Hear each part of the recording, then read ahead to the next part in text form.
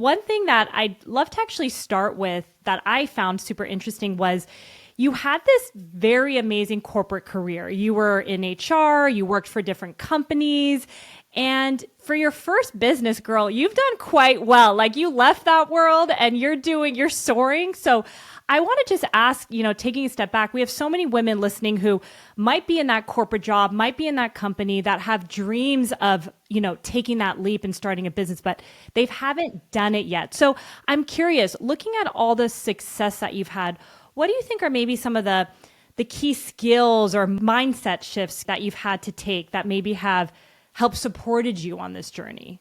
Yeah. And I think looking back, and I didn't know it that I had this while I was in it, but I'm, realizing that it is a lot of my personal personality. I think I'm definitely somebody who likes to go after things I love, right? I'm a curious person by just naturally. I'm just like, well, why is that made that way? Or like, why does that work that way? And like, I need to have an answer for. But I think oftentimes people kind of stop there. But I think what really pushed me through is kind of making that commitment to figure out why is this made this way and doing the repetition to get you there, right? So having that grit, I think you often hear about, with a lot of founders when things are hard, I think oftentimes people stop or they don't, they kind of like take that no and be like, oh my gosh, I'm rejected. Like I can't make it work. But I mean, even today with my team, I'm like, we can't do it. Okay, well, how can we do it? Right? Like I'm looking at the team, be like, if we can't get from A to Z, let's find a way to get there. Right. So it's kind of like really pushing that through and having that mindset. I mean, when things are easy and good, it's easy to push through, of course. But when things get hard, it's just like, don't stop. Like, if you're excited about that, keep going. Like, and if it doesn't bother you that much, maybe that's not the right path for you. Right. It's kind of like maybe the Yeah. feeling that you weren't so excited to begin with, but rather I know with the Kinn's journey, which I know we can dissect quite a bit about, there was a lot of players who were like, you can't do this. How are you going to be different? I sometimes ask myself that today. So it's just a matter of how do you push through? I think that would be the key component. Yeah, it's so interesting because you're right. Like when things are easy, things are good. It's easy to push through. But as you know, starting business and you're many years ahead of me, it's like there is so much hard that pops up. Like even before this podcast, I got these two texts that were problems. I'm like, we're just like always solving problems, in the business. The But it's, fire extinguisher. yeah, exactly. I'm like, just send it all to me and we'll figure it out. But it's like having that grit, which sounds so cliche, but it's true to push through the hard and being okay going through that. And actually, I want to take this now to maybe your upbringing because we briefly chatted before the podcast, but you had quite a bit of a difficult upbringing. You moved from Korea when you were 12. That is a very prime age. And it was hard for you. So maybe you can share a little bit about what you went through because I'm always curious, like, was it, a founder going through really tough times in their life that really allows them to excel in like the world of business because it is hard. But yeah, I'll pause right there. But I would love to just hear about your childhood a little bit. Yeah, and then with that specific statement, I'm still not sure about, do you have to go through the hardship in order for you to be successful? Maybe it gives you more of that drive that, failure is just no longer an option. That's what I got away from it. But I mean, yeah, taking me back to when I was 12, moved to San Jose, didn't speak English. So learned ESL, I guess like English as second language, those are my primary classes that I was taking. I remember I was in a predominantly Caucasian, non-Asian school. And I remember there was like another one Asian girl. Her name was Christina. It's crazy that I still remember her. She looked just like me. And I was like, oh, okay, there's somebody that like looked like me. And I mean, but I think she was also born and raised here. So like she was, very assimilated into the culture. And I wanted to be at the very least be her and be accepted by everybody else and not and I don't even think I even understood when people were making fun of me, probably when I couldn't speak. But I just remember I wanted to change the way I wanted to dress. My school lunches. I remember I told my mom, I'm like, I don't want the kimchi fried rice, which now I know it I fast know. forward. Please give it to me now, Mom. I'm like, I don't want that. Like it smells like my kids are like my friends are, saying like it smells. What is that? And I remember just like going home being like, I didn't eat any of the lunch because I was just so embarrassed.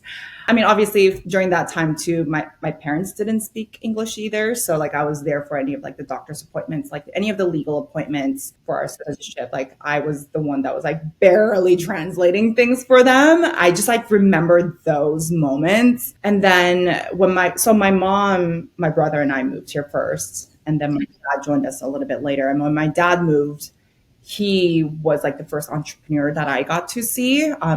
He did start his own family business.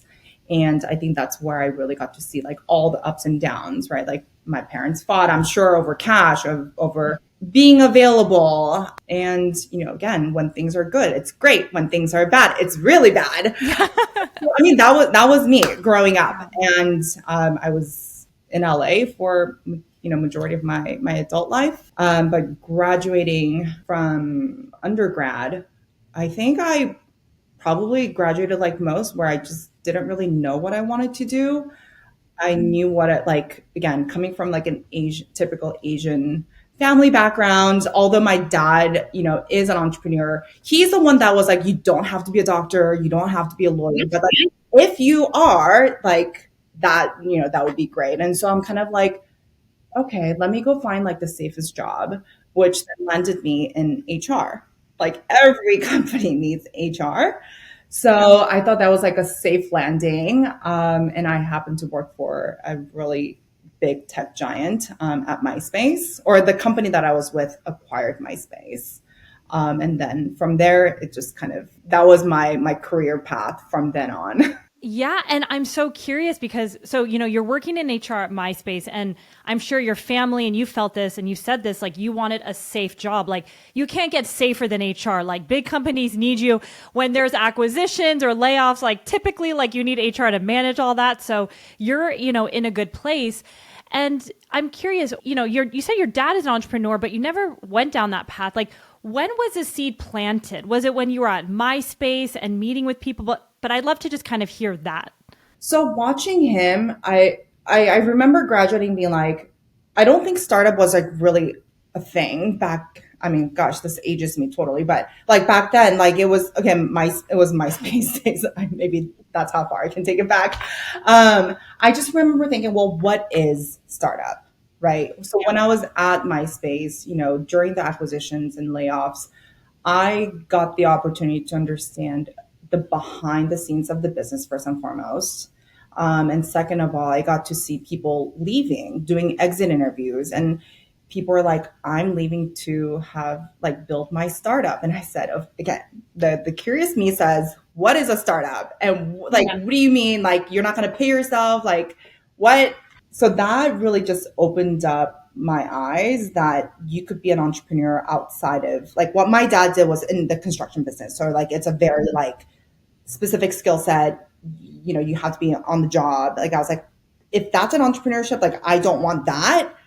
So I think my mindset landed on like what's secure. Again, I think watching my parents struggle financially made me say, I don't want to be in a place where I can't be financially stable.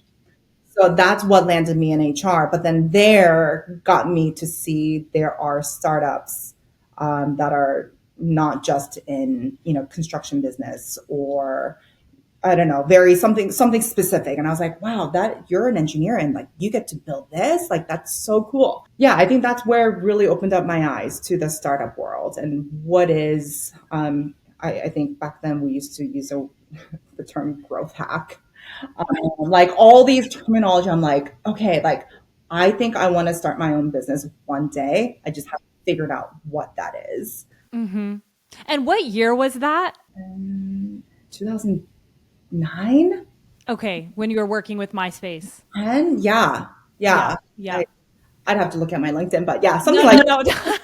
Roughly around the same time. Roughly. No, I'm just curious because you're like back in the day. I'm like, we're probably the same age. But yeah, all those terms. And that's when startups were really happening. I remember like I I was working in banking and then in New York, and I moved back to LA, and I was like, what are people doing? Like startups. And it was such an interesting time, and it opened my eyes to, and then when I met other women in like starting company, I was like, oh my God, I want to do that one day. So I love that you had that exposure, because once you see it, you can't unsee it. So you're like, okay, one day I want to start a company. I don't know what it is.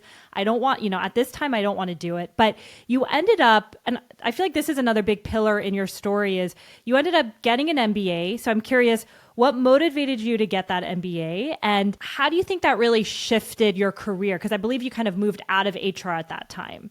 So again, gained a lot of experience working at MySpace. Again, my parents always advocated for higher education. No matter what, higher education, it won't, it'll be worthwhile. So I remember I was like, okay, I'll just get my MBA. Like it was like I don't think I had any other interest. Like I didn't want to be a lawyer. I didn't want to become a doctor. I didn't. There's nothing really else broad enough, and MBA was like broad enough to be like, okay, if I choose this, I can go pick my concentration. Which in fast forward, I chose an entrepreneurship. But so I went to Grad Studio, which Pepperdine, for my MBA. And if there's one thing that I didn't get an opportunity to do in undergrad, which was to travel abroad. So if there's any like college students listening to this podcast, please study abroad when you can, as long as you can, because it teaches you like life lessons. So during my course of MBA, like there was a program that I got to go to Hong Kong and study abroad for half a year. So I took that opportunity, went to Hong Kong, and of course I'm curious, me being like, what do people do here? What does a startup world look like here, right? If anything, if I can take a risk, like now's the chance. So I went to a lot of networking events, and then I met the founder of Casetify, which is a tech accessories brand. So it was him and his co-founder at the time, and he was telling me about what he was building. So he was like, we turn your Instagram photos, and this is like when Instagram was becoming like a thing, when we used to have a lot of those filters, like mega filters and with like the frames. So he was like, we can turn your Instagram photos into custom phone cases. And I was like, okay, like I have phone cases. I like Instagram. I'm here for the next 6 months. Sign me up. I'll learn anything that you need me to learn and do whatever you need me to do. So while I was in school, and as much as I loved, learning, nothing like actual, tangible work experience. So I then worked for them, when I'm not in school. And I pretty much learned anything related to building a business from ground up from the two of them, whether it is managing social media, reaching out to influencers. Back then it was not called influencers, to endorsement deals, because we did have, I think it was Snoop Dogg, Oh, that's big. major endorsement that I carried through. Any marketing scope of work, like I was helping. But yeah, it was just a really great experience. 6 months in, I was like, I gotta go back, gotta go graduate, gotta get real with the real world. Then that's when they asked me if I could stay with them, because majority of our traffic was coming from the US. They thought it'd be great if they could have a representative out here. So I stayed, and they said, help us build the US entity. And so I did. Again, just kind of building everything from ground up. And I was like, this is amazing. I mean, I was like, if this is what a startup looks like, and again, Casetify is a mega successful business today. And I was, again, so happy that I got an opportunity to see it under the two really great minded founders, that I, again, just learned so much Yeah. from them. I love that, because I feel like it's a good stepping stone before you go off on your own, because you're working with like more seasoned entrepreneurs. You're getting a paycheck, you're learning, you're making mistakes under their watch. Like there's so much opportunity there to learn and grow. And then when you feel more ready, you take that leap. And I did something similar, but I'm so curious, if you, as someone who came from HR, you were going to business school, you met these two guys, they were putting you in things you've never done before in terms of marketing. Like you were basically like a third co-founder, like creating this from the US, did you ever question your ability? Like, I don't have that background or I don't know how to do it. Like, how did you manage those thoughts of doing so many new things when you were working with them starting out? Yeah, I don't think I thought that in the moment, like in the earlier years. I definitely thought that I was a really great generalist. I know how to manage my time. If there's one thing that I know how to do really well is I can manage myself, manage my time, and just be really productive and efficient out of like every minute. I think with that, I was able to learn, like teach myself. And I think I did. I think I really self-taught a lot of the information. I mean, Google everything. If not, ask friends. I'm always like, I want to be the least smart person in the room. I'm like, I know you're in marketing. Can you teach me this? Hey, Kyle, I know you've been doing endorsements. Like, can you walk me through what is kind of like your, typical, revenue share? What's like the commission? Like, what do people look for? So I think it was a lot of that.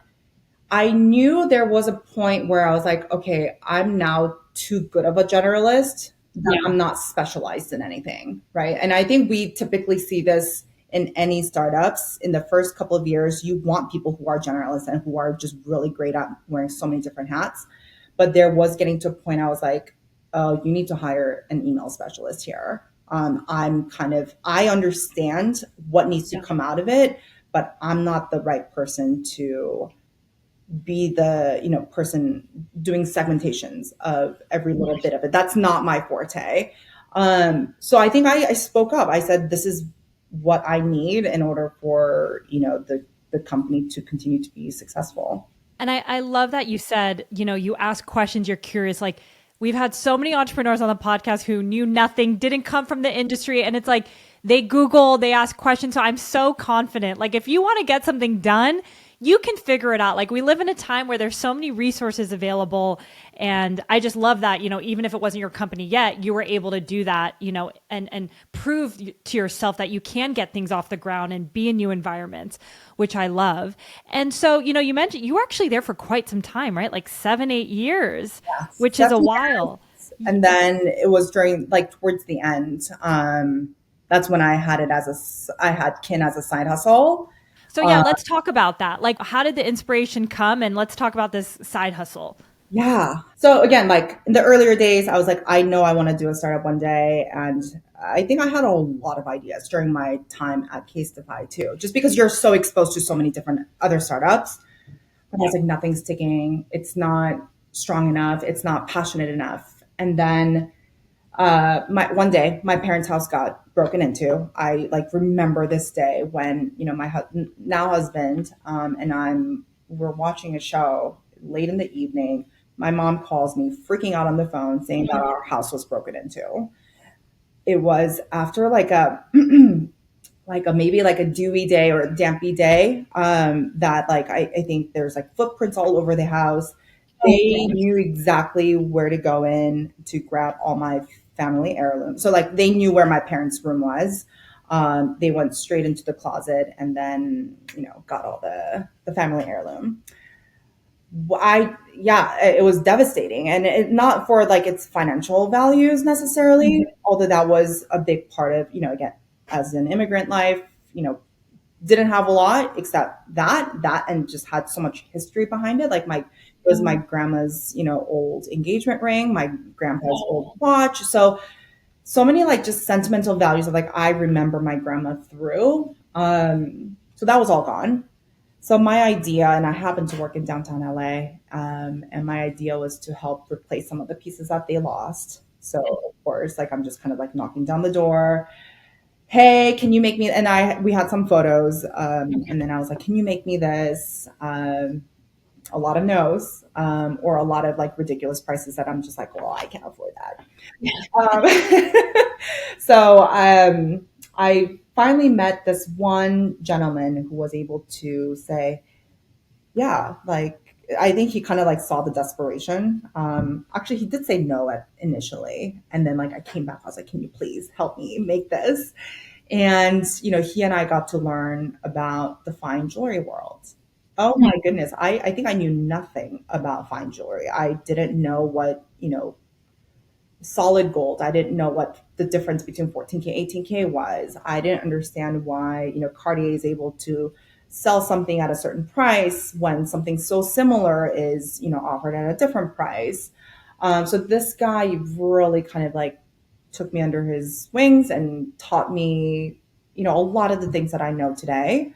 But I said, okay, like this is this it? Like I'm constantly going back to jewelry. I started to take some metalsmithing classes myself, again, out of curiosity of like, how do you make jewelry? Right? So it was more like on a Saturday, let me try to make it. It's hard as, oh, I don't know if I'm allowed to cuss, Yeah, but yeah, no, you can. AF. I was like, wow, there's so much time and effort that goes into like handmade jewelry. So anyway, I started to, again through this gentleman, I was able to make some pieces for friends and family. And I remember one of my friends saying, "Why don't you sell some of these pieces? These are really cute." And I said, "Yeah, you're right. Let me let me try." Yeah, but you never thought about that. Like before when you were taking the classes, like it was purely out of curiosity. You didn't think it could be a business at that time. I think even if I did, I was like way too scared. Right? It's like there's no way that this can be a business, right? I there were so many ways I was telling myself that this can't be it, until like I think I kind of got that initial nudge of what if I sold it. I'm like, okay, well, what can I sell this for? 50, $60. Again, that it's kind of like laughable considering, gold is so expensive. So yeah, I think I went in with just like, okay, again, a hobby, right? What more, would come out of this? And then Shopify building is kind of like what I knew. There were so many templates that I could use. I took a bunch of iPhone photos and then I loaded them up and then see what it would do.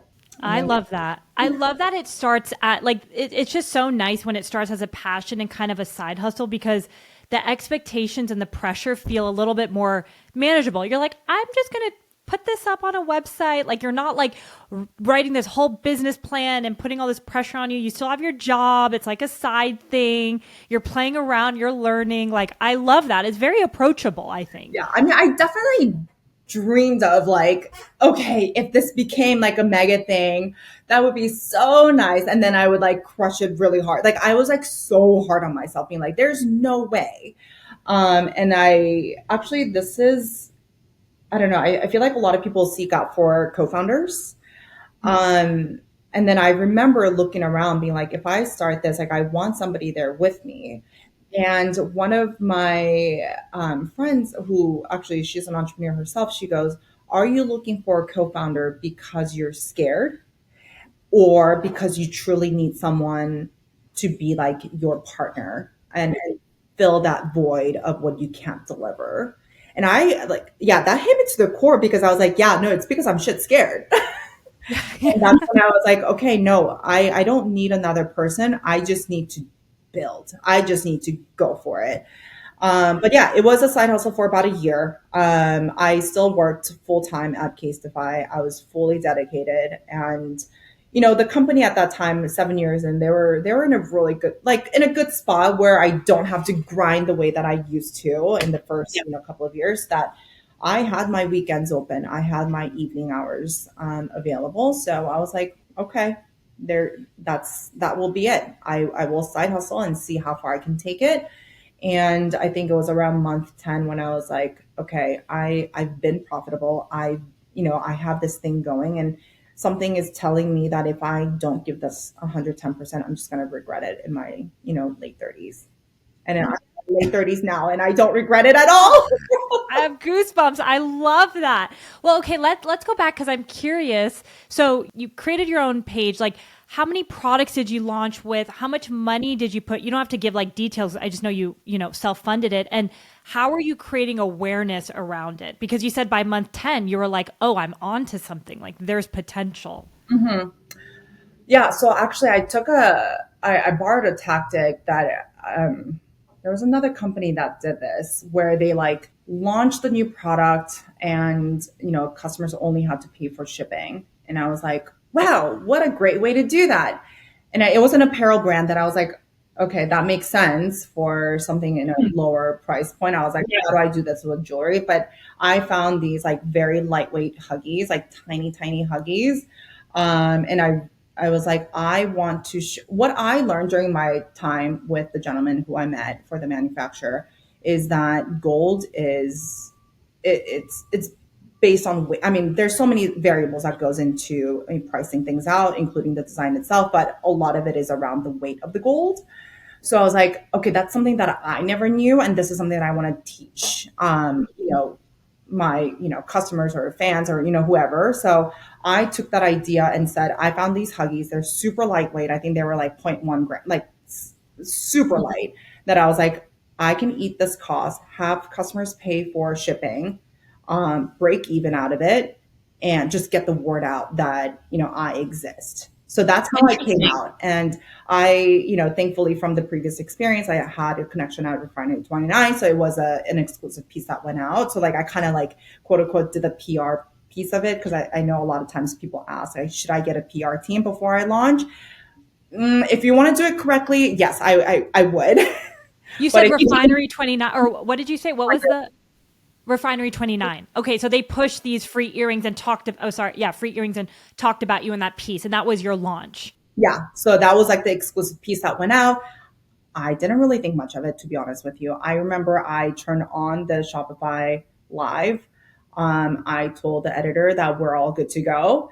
And I think I went to lunch and I had my phone facing down and I turned my phone around and I obviously had the notification up Yeah, for that Shopify. sound is amazing. The cha-ching. I was like, oh my God, how many free huggies do I need to be Oh, giving? shoot. Yeah. But I mean, I totally had my husband, help me package them, get it out. I got so many things wrong. I think some packages went out without any earrings. Some packages got lost, and I was like, "Wow, this is this is what it's like." So that's how it launched, and then I think I ended up having to close it at the 12th hour mark because I ran out of all the pieces that I could give out. And then after I fulfilled that, a couple weeks later, I fully launched with, I think it was about 6 pieces. It was like some, what I like to consider your foundation pieces when it comes to 14K solid gold. So like, it's like your entryway, into the fine jewelry world. Got it. So that's so interesting. So you launch with this free Huggies, which like you said is like a marketing cost. You're getting emails, you're getting people in your system. So when you're ready to launch with those 6 pieces, you had a base. And did you see people converting? Like, did it work out for you kind of taking that tactic? I mean, people bought for that free. I mean, because who doesn't love free? But I didn't measure. And I mean, knowing what I know now, of course, like I would have been like, well, which one, which segment worked, which, I would totally be looking into that.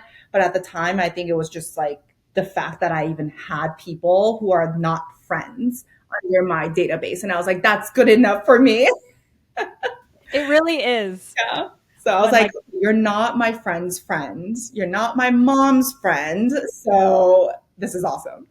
Oh, I love that. No, it's a big deal when you're like, oh, I don't know this person. Who is this You're like, I made it. Those early orders really mean everything when you don't know where they're coming from. It's such a cool, validating experience. So, you're onto something. You obviously see the feedback with your friends. You're just getting started. How are you creating awareness? So you ended up quitting month 10, like going all in. So what was really the focus for you? Because I believe in those early years, you weren't really doing any paid ads. So how did people learn about Kinn? Social media, primarily. But I did also do in private appointments, quote unquote, because I met some of the customers at a local Starbucks because they wanted to see some of the pieces in person. And yeah, I think I was genuinely okay that like this wasn't supposed to be a fast build, something I went in thinking that I'm not aggressively growing it to sell, right? Not with that mindset, but rather it's like, let me grow it intentionally. Like, I want to know who's buying. Why are you buying from me when you have 10,000 other choices? So I sat down with people a lot. I remember I even I booked a trip to New York. I said something on social being like, hey, I'm going to be in New York. Like, who wants to meet up with me at this hotel lobby? And I'll give you free cocktails. I'm like bribing people at this time. What I got to meet some of the people who initially bought from Refinery 29 saying, I found you through Refinery 29. So I have your, first Huggies. I'd love to meet you to like see your first collection. So I did that. It was just like a lot of like in persons. I did a lot of pop-ups, marketplaces. And then of course COVID happened. But up until then I was out and about. Interesting. And I love your mentality around when you started the business. You're like, I didn't have expectations to be this high growth company, like sell by year 5 or 6. Like, I love the more, I don't even know the right word. Like, I don't know if it's logical, but the way you approach it is maybe a little bit more conservative, which is more approachable in my opinion, especially if you're self-funded, right? Like taking that route. How did you know to think that way? Did you work for a company that was high growth where you're like, listen, I can't build like that. I don't want to build like that. Like, you were so sure so early on. And I just want to hear how you were so confident in building that way. Yeah, it was actually through Casetify. So they were self-funded for a long time. I don't know the situation now, but yeah, they were self-funded. We even entertained, and then I was part of those like VC conversations when we were thinking about raising. And a lot of times, even back then, they were like, if you're so profitable, why are you like, what are you raising for? And then there were conversations around, raising for strategic partners. Again, looking at ways to bring in something that you can't, like you don't have access to. Is it the network? Is it, cash? Is it, a supply chain? Is it a manufacturer?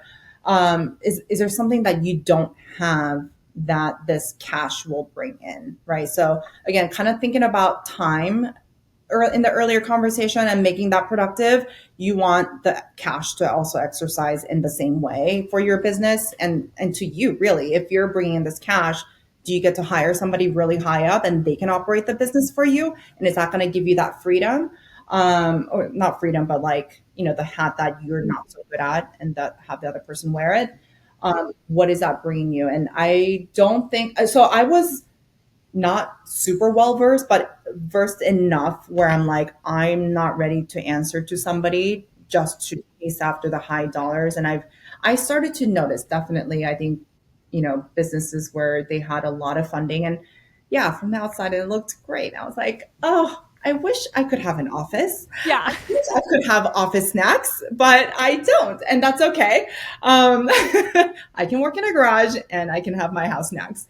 Um, so I knew what the cash can do to a business, and I just had the vision of, fine jewelry specifically. It's not a volumes game. It's a very personal. I mean, think about the last time you purchased fine jewelry, right? Like it's personal. It's because you're celebrating your anniversary or friend's birthday, and you want to remember those, and you can't do that with speed.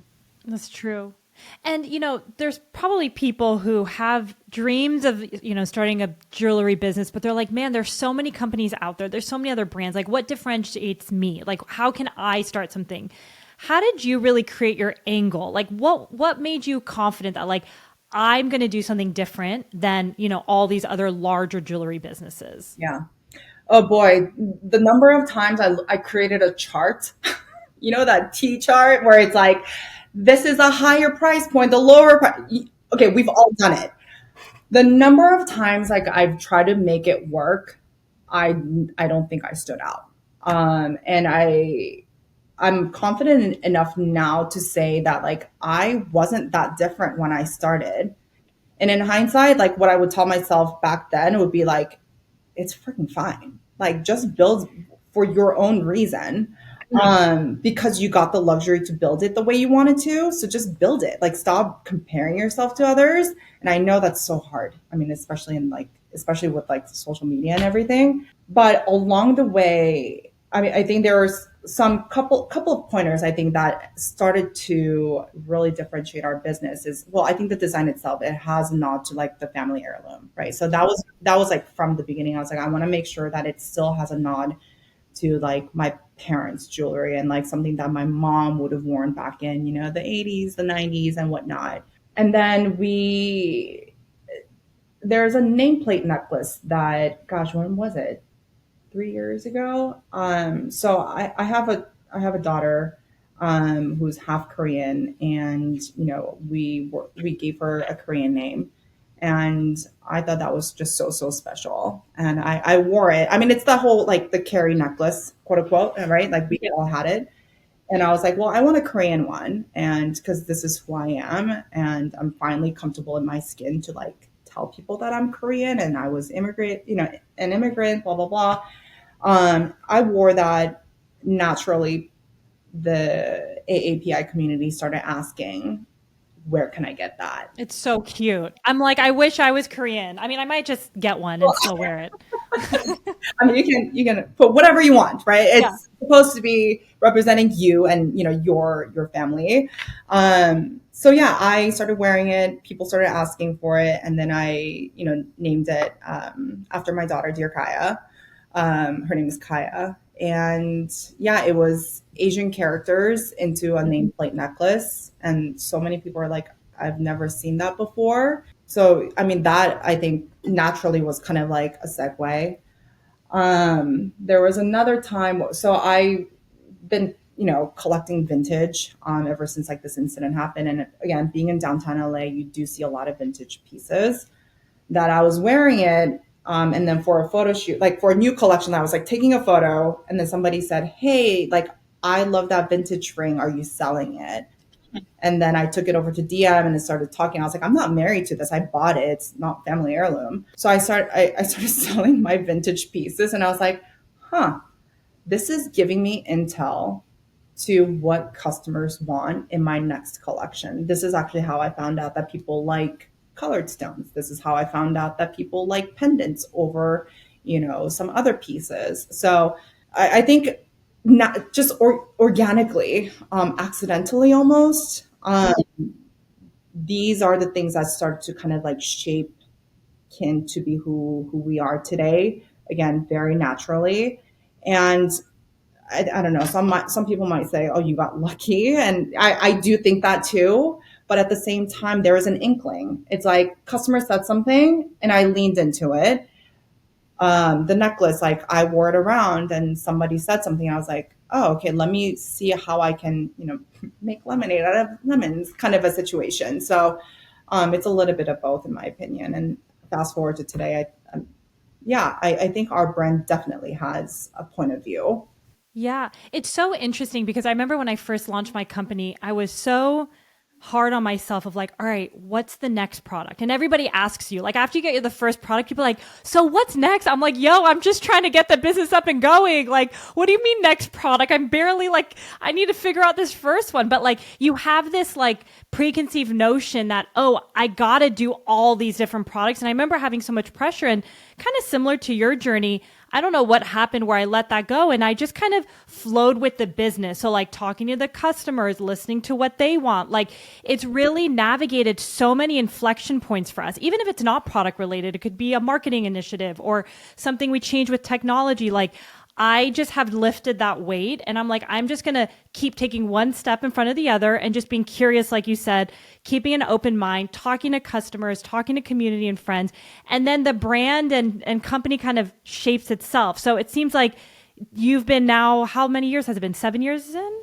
Years, we just celebrated our Oh my seventh. God, that's big. Yeah, that's huge. And like the longer you're in it, the more you kind of really understand your brand and what you are. And I think there was another interview where you were kind of talking high level about you reflecting on the years, and you're like, the first few years we were focused on X, and then like, then we were focused on operations. Like if you feel comfortable, can you kind of give us that like high level view of the way you've really thought about the business? Because I found it really interesting when you were walking through that. Yeah. Oh gosh. Yeah, that's a good one. I wish I had my notes in front of me for that one. So I'll try to wing it. Yeah, yeah, Uh, yeah. And I have questions, so yeah. Yeah. So I think the first year was just really understanding the basic foundation. It's like, do I have a fit? Do customers care about what I'm here for? That's not your friend's friend. So it's truly just the market fit. And actually, if you actually remember at the top of your head what I said, just feel free to chime in. And then I remember I wanted to focus hard on branding. What is my story?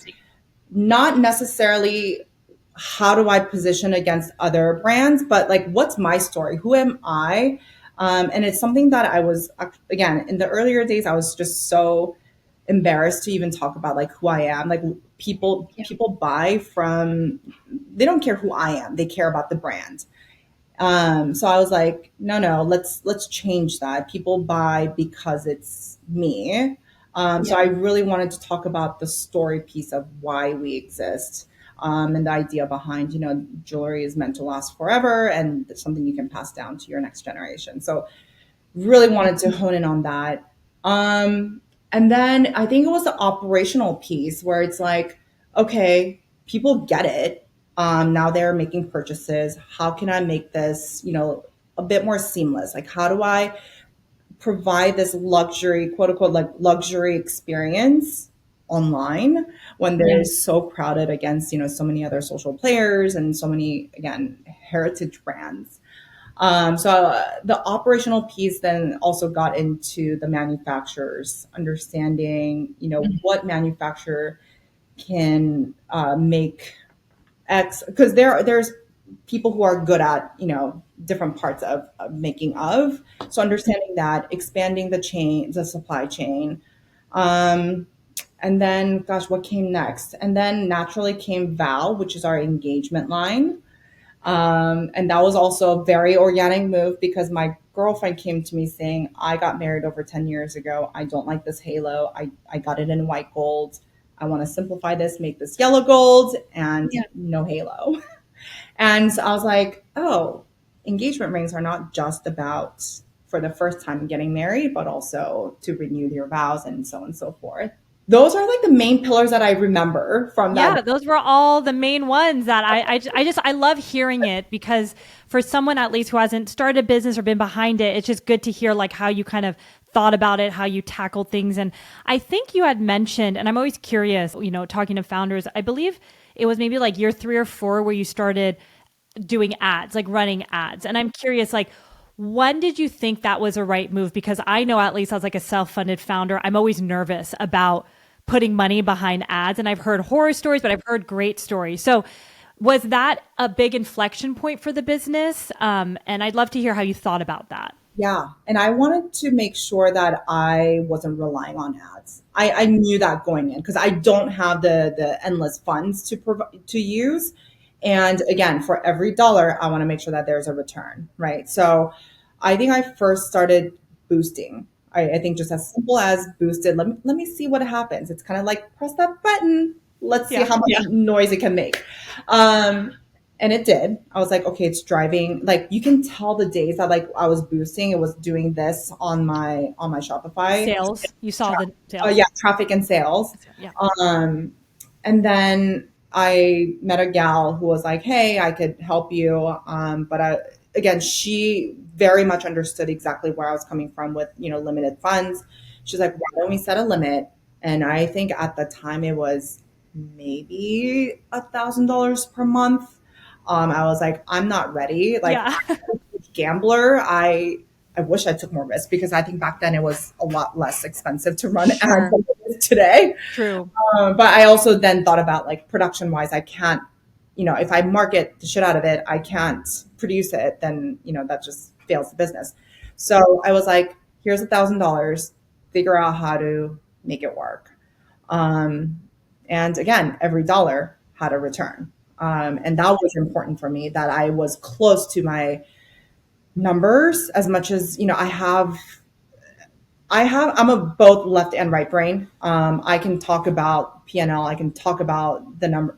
Again, I can be numbers driven, but I can also lean into my creative and be like, no, that doesn't feel right. I don't care what it's bringing me. Like, that's not okay to push. And then I would kind of like lean back to the design side of things. Yeah. So, I mean, initially it was scary. And then I think when you start to have some traction, right, year over year type numbers, month over month numbers, I was like, oh, okay, I can do this. I can add a little bit more without feeling like you're relying on it. I think even today, I would feel okay even if we scaled back on paid ads. And I think that's where you need to be, right? Like you can't always think about paid ads specifically around, social and Google to be the driver for your business, because what happens when they change your algorithm? That's when people start running into walls. You got to think about different ways to get your name out there. But first and foremost, like get your brand straight. Get your brand, get your story. Why should someone care about you? And as harsh as that sounds, that's it. Why should they care? I love that. I love that. I'm going to pivot a little bit because I know we don't have too much time, but one thing you mentioned a few times throughout the podcast is that you are a productivity and time management like queen. And I am all about this. I'm like, we need a separate podcast so we can dissect your life. But tell me, like, what are some of your tips and hacks when it comes to really optimizing for time? Because I mean, that is something that people I'm sure think about all the time, whether you have kids, whether you don't have kids. So I'm here for it. Yeah. And I have two kids, one in high school and one in kinder. So the mommy balance thing, well, first of all, it doesn't exist. So like, don't try to push yourself for it and get anxiety all over it. But yeah, you can create parameters, I think. So first and foremost, I'm a morning person. I'm in the office very, very early. And the first thing that I do isn't necessarily my emails. I mean, I also do have a 45-minute drive. So like by the time I'm in the office, I know what I want to grind through. And it's the hardest thing that I want to get done in that day in the morning, because otherwise I know myself, I will procrastinate. So anything related to strategy, anything that helps, grow the business forward are things that like I want to think about in the morning, writing them out into action plans, whether it's, building KPIs for your team, all of that. That always happens in the mornings. And then every day, Monday through Friday, is actually blocked out. So, I mean, you heard about like time blocking. So Monday is more of like my general, Tuesdays are my performance, Wednesdays my marketing, Thursdays my operations days, and Fridays are my meetings. So I like carve it out by a 4-hour block. And then anytime I want to schedule, if it's a new software around marketing, I make sure that it goes into that marketing day and then it gets plopped In that 4 hour block, like you just keep that block in there for. Yeah. Yeah. So whatever I want to do and move the needle for the marketing part, I block it into that 4 hour. And I think one thing that I've learned to do is like, if someone's asking for a meeting and it sounds so important, I'm like, no, that's killing into my productivity of like, what I'm working. And I've been pretty strict about this, which is also allowing me to do all, again, efficiently. If it's going to take you 5 minutes, fine. Yeah, go do it. Move fast and quickly get it done. But if it's going to eat up more than, 30 minutes, an hour, I would say they can wait. And if that's coming from your team, if they're like, hey, Jennie, I need some time, like you'll say, I can't do it Monday through Thursday. Let's set time for Friday. Actually, so my leadership is aware of my days. So they kind of know, again, they are coming to me with, this is going to kill the business today. Like this is urgent, top, priority. Like, of course, like they know to communicate that with me and I'll work on it. But if not, they know to wait for our next one-on-one or next meeting, to talk about it, so that they could also group things together too. And they're time blocking with me. I love that. So then basically I'm just reiterating. So, cause I'm selfishly figuring all this out on my end and I'm always trying different things. I'm like, it's just funny, but so you essentially don't have any meetings like with your team or like Monday through Thursday, unless it's like you said, like a new marketing app that you want to learn more about. It's all about like your own learning, Oh, strategy, productivity? no, so I'm sorry.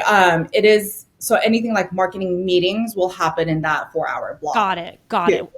And then I will then determine, how much of a priority is it? Does it go before or after? Can I make time for it? But yeah, it all kind of comes down to the priority level. Yeah. I mean, so far that's worked. I like Sometimes that. it's not necessarily four, it could be six. It could be however you want to design it, whatever you want to put your, pillars in. It makes sense because then you're just like hopping around like operations and you have a social call and then you're dealing with a vendor and it just kind of feels like, And your brain hurts, doesn't it? Like, because you're yeah. switching from left to right and you're trying to come back, and your brain needs time to come back to whatever you were working on. And that, I mean, to me, yeah, it hurts. My brain hurts. Yeah, no, I love it. Totally makes sense. And I think Sarah Blakely, I've heard her in interviews mention the same thing. Like she has certain days where she realized like when it wasn't like that, she's like, I was going crazy and I was actually being a bad CEO because I would tell them the wrong answer because it'd be quick. But I'm like talking about like the operations and they're in marketing. So she's like, I have to do days. So definitely I can see that working. And I'm curious, and I'm sure there's many tough days or challenges, whether it's in your personal life, growing your family. I know you mentioned you have one in high school and one in kindergarten, but how do you kind of manage those challenging moments? It seems like you're quite disciplined, that you still wake up, you come to the office, you get into that rhythm. Like, does that help you, or what kind of helps you navigate those feelings of overwhelm or those tough times where you don't feel as jazzed up about the business or life or whatnot? And I'm still figuring this part out, if I'm being completely honest. There's nights where I still wake up in the middle of the night and you're thinking about that one thing that's keeping you up. But how do I navigate? I mean, so earlier I mentioned about, again, the family life. I'm pretty, again, it's about creating boundaries. And I know people talk about this so much, but in practice, I feel like that's where people don't actually do that repetition, where I leave the office for 4:30 every day. And then from then until the kids are off to sleep, it's I call it my second shift as a joke, but it's my mommy hat, right? So I go home, I think about like, okay, what are we cooking for dinner?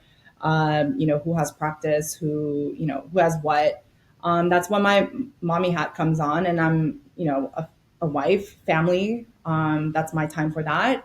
And then if I really need to, then I'll come back on and answer any firing questions. But as of late, I'm like, this can wait till tomorrow morning. And I feel like I'm going to be a lot more productive and faster and replying, like thinking about this. If I just got a really good night's sleep, I'd rather wake up at, 5:36 in the morning just to like get, again, be more productive. It's more of like a mental shift, probably, that it's gonna be fine. I'm sure like you probably went through a ton of like shit storms where it's like, oh my gosh, it's gonna end. Like, this is the worst day of my life. And the reality is like nobody cares. Outside in, like, nobody cares. And it's not that, I mean, nobody like outside of yourself. Like, I think you're just being so hard on yourself, and that like things are gonna be fine. Like, we've gone through so much that, gosh, yeah, we're fine. We'll be fine. And I think if you just tell yourself that, I don't know, maybe it's just more of like the approach is what's getting me through. It's like, okay, that looks bad. I'll figure it out. Right. It's like having that mentality kind of gets you through. I love it. And it's the benefits of being in business year over year, cuz like in the beginning you're like, "Oh my god, this is going to end." And you realize, "Oh, it actually wasn't a big deal." And you go through hundreds of those moments that you're like numb to it, to a certain extent, or you have a better gauge of like what actually is an issue and what's not. So I Yeah. think that's like kind of the benefit of just getting started and getting your reps in, because even like, I think I mentioned this in another podcast, I just hired somebody to help me with operations, and it's always something's wrong. Like, it's just right? It's like always. And she was really freaking out this one day. And she's like, how do you stay so calm? I'm like, it's not a big deal. We'll figure it out. She's just new to it. So it's nice being in the mix and running your business. And I'm sure 7 years in, I'll be like, whatever. But one thing you did say that I did learn the hard way was, I come from the world of finance, and I was actually working in tech too. I would sit on my computer and work 12, 14, 15-hour days. Like, I was trained for that, which is not good. I don't think that's healthy. I would not recommend it, but that was the life I was in. And when I started my business, that was me. And I was like, I'm not feeling good. I didn't feel energized. And to your point, I could keep working, but I was working slower and not having the best decision. So I pause if I feel that way and I go for a walk, or I'll make sure I get my sleep, and I'm more effective the next day. So I finally have come, that took me like a good year to get to, but now I'm like, this could wait and I'll deal with it better in the morning than You right know, now. you know what they say about, the most successful people, and not to like put myself in, I mean, you definitely like not to put myself there, but they say the ones who've experienced the widest range of emotions are the ones that are like they've gone through like the deepest frustrations and they're like most chaotic feelings, like don't live in the gray, and they like have been on the spectrum of emotions, are the ones that come to realize, okay, I've experienced all of that and I know the outcome of that. So it's going to be fine that we experience this today because I've felt it before and it's fine. Like I'm fine today, right? So it's kind of like going through it in the earlier days kind of like shapes you to who you are today. And I know you didn't ask me this, but like that's what I would tell myself. It's like go, like don't be afraid to like like experience those feelings. Don't live in the gray and be like, oh, let me be. This is a comfortable, place to be. Let me go here. This is safe. Let me go here. Gosh, just go to town. Like get it out there. Would be what I would tell myself. Yeah, and I remember I love that. It's so true because you learn so much along the way that if you're just waiting, like it doesn't benefit anyone. Get it, like put it out there. You never know what will come from it. And we all deal with problems. I'm like, I've done so many of these podcasts and it's really truly helped me along my journey because every time I have some issue, I'm like, oh, she went through that. Oh, and then you just realize like we all deal with problems. So you don't make it such a big deal. You're like, oh, this is part of business. This is what she went through. This is what that person went through. So I love that. It's like, don't wait, go out there and it's going to be tough, but it's well worth it. And then we'll be in your position, Jennie, 7 years in and be like, we got this. The world isn't ending. I'm almost there. Not quite, but I can see it. I can see it. Yeah. And honestly, like have like really good ally, on your side, right? Like I would love to, I know we haven't met in person, but like I would love to have coffee with you because we are going through the same kinds of pains, like as founders. Have them on your side and, be like, what did you do when you went through this? Most likely, if they're a couple of years ahead of you, they've gone through it. And they'd be more than happy to share that experience with you. Yeah, and I want to end on one last question. I think in another interview, you said like you cold outreach to people. I don't know if I heard that correctly, but is that true? Because a lot of people don't do that. I love to do that, but is Really? that true? People should do that. Yeah, Oh, you can meet so yeah. many people, right? Yes. I mean, the number of times like you would think that they won't respond. I remember this specific one for while I was at Casetify, we wanted to get into Nordstrom. And I was just again in people's DMs and I messaged Olivia Kim. I think she does I don't know if she still does it now, but she does all the pop-up experiences at Nordstrom. She's got tons of followers. She replied. I was like, hey, I have, I'm part of this business. We would love to be in Nordstrom. Let me bring our customization experience to Nordstrom. And she's like, I mean, yeah, it was longer conversation, but essentially we ended up going to Seattle, having meetings with them, and we did pop up activations at Nordstrom. And now I say we, but Casetify is in all Nordstrom. So you'd be surprised who would be looking at that DM, and if they don't, who cares? You move on. Exactly, exactly. And most people won't, but you'll still get a few people, and it really could change the game, like your example. But Jennie, I feel like I could talk to you for so long. This was so much fun. So many. I'm just so inspired by your story, how you've been building, what you've been building, and this was just such a blast. Thanks for joining us. Thank you for having me.